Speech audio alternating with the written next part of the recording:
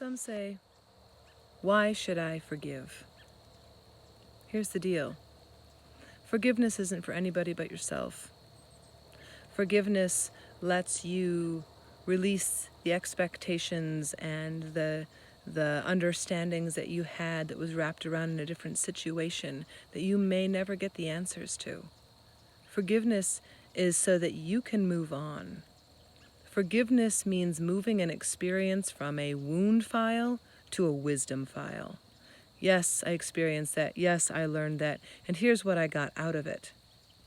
If it's a perpetual wound, then you're a victim to it. And if you're a victim to it, you're struggling. You're suffering. You're hurting yourself, and you may be hurting others. To find peace, to find a more stress-free life, forgiveness is key. And forgiveness can look like many different things for different people. For some people, it is enough to look at others and ask the question of what makes them better than I am. Right? Sometimes it is helpful to compare your story to all of humanity and to ask yourself the question, why does everyone do what they do? For others, it is more poignant if they answer the question of, why do I do what I do? Because here's the deal.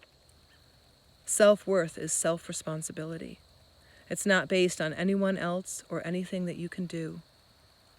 And so when you forgive yourself for expecting yourself to be in a situation that you couldn't handle, or expecting someone else to be in a situation that maybe they couldn't handle, and you instead arrive at an understanding of where they were and how they could be there, then you move into a place of compassion. From compassion, it is much easier to forgive. It is much easier to move that wound into the wisdom file.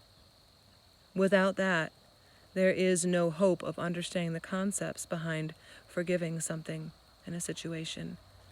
Forgiveness is a hot topic right now because it's the thing that everyone says, well, you can't possibly forgive XYZ, and they look for the hardest thing that would be forgivable.